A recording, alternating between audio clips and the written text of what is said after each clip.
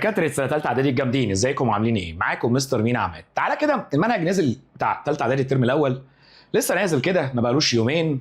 قعدت ابص عليه بصه دقيقه كده. في مميزات كتير قوي قوي قوي في المنهج ده. عايز اقول لك ان هو احسن. انا عارف انتوا الدفعه الرائده من رابعه ابتدائي.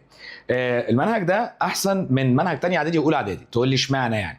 مش المفروض احنا كل ما نكبر الموضوع بيبقى اصعب؟ انا ما بتكلمش على الصعب والسهل، انا بتكلم في فكره حلوه قوي.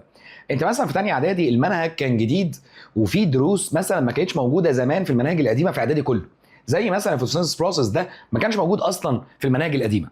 المنهج بتاع الترم الاول فيه ميزه جامده قوي، ان معظمه منهج قديم. يعني ايه معظمه منهج قديم؟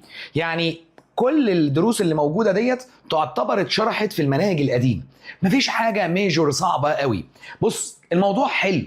الموضوع انا وجهه نظري اللي حطوا المنهج ده بجد اساتذه مركزين في ان هم يعملوا ماده علميه ومحتوى علمي على اعلى مستوى. انا عاجبني جدا.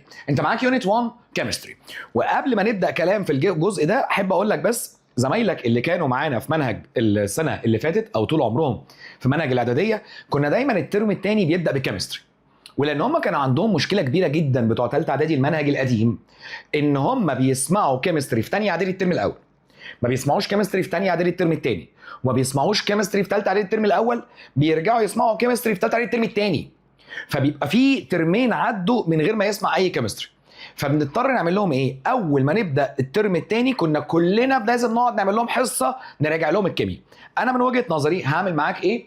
قبل ما نبدا المنهج اول حصه ليك لازم نرجع نراجع الكيمياء بتاعتك، خصوصا ان انا عارف المنهج بتاعك في اولى اعدادي وفي ثانيه اعدادي، فهاسسك تاني في الماده العلميه اللي في الكيمستري اللي انا محتاجها معاك في ثالثه اعدادي. فعندنا الدرس الاول انواع التفاعلات الكيميائيه، اشكالها وانواعها مختلفه ازاي، وعندنا حاجه اسمها تفاعلات الاحتراق والتلوث البيئي. المنهج نزل بالعربي، انا عارف موضوع بسيط يعني، التايبس اوف كيميكال رياكشن، موضوع مش صعب، وده كان زيه او شبهه بشكل كبير قوي في المنهج القديم. التفاعلات الاحتراق والتلوث البيئي، التدخين ومخاطره، ده درس انا بشوفه من وجهه نظري هو اهميته مش في الكيمياء ومش اهميته في الساينس كشكل عام، لكن اهميته ان هو بيخاطبك في سنك ده عن التدخين بشكل صريح.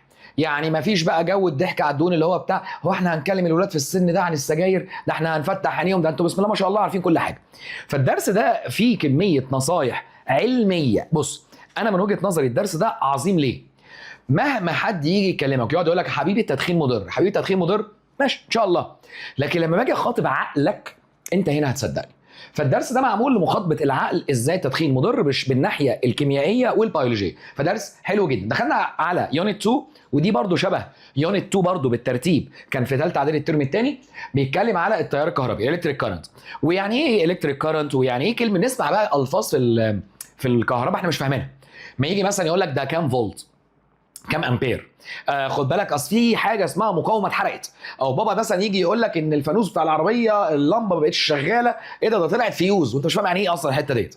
او ساعات في البيت مثلا لوحه العدادات في زرار كده ينزل فنرجع تاني نرفعه فينزل تاني، اصل في حاجه اسمها قفله، القفله دي نتيجه ان في مش عارف ايه.